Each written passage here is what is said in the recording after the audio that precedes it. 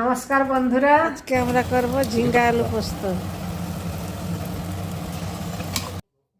প্রথমে ঝিঙ্গা আলু কেটে নিয়ে ধুয়ে নেব। সবজিটা ধোয়া হয়ে গেলে কড়াই বসিয়ে তেলটা গরম করে নেব। এবার পেঁয়াজ লঙ্কা কুচি দিয়ে ভেজে নেব। এবার একটু পেঁয়াজটা ভাজা হয়ে গেলে লাল লাল করে ঝিঙ্গা আলু কাটাগুলো দিয়ে দিতে হবে।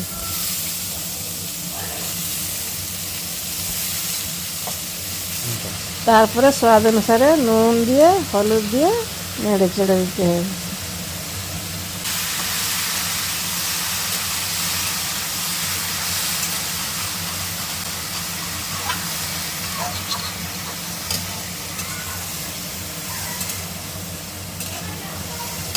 এবার একটু ঢাকা দিয়ে সেদ্ধ করে নিতে হবে।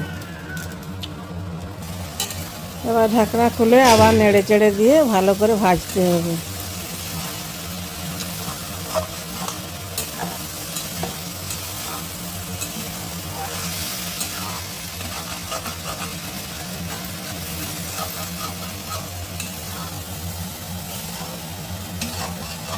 এবার আলু পোস্তর জন্য পোস্তটাকে বেটে নিতে হবে।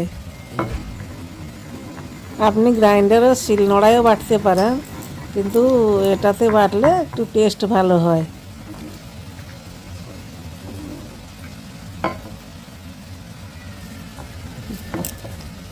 এবার পোস্ত বাটা হয়ে গেল।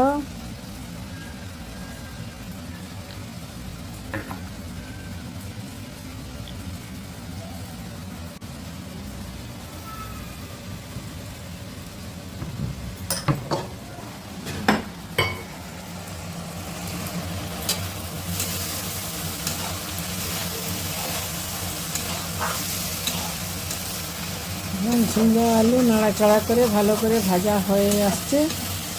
ভাজা হয়ে গেলে তারপরে পোস্ত বাটাটা দিতে হবে।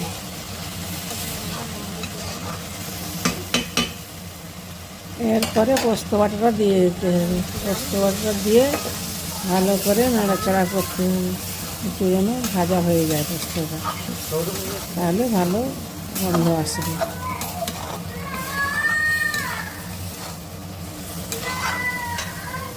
তারপরে একটু জল দিয়ে দিতে হবে। জলটা ফুটে আসবে, ফুটে গেলে একটু শুকনো হয়ে যাবে, তারপরে নামিয়ে দিতে হবে।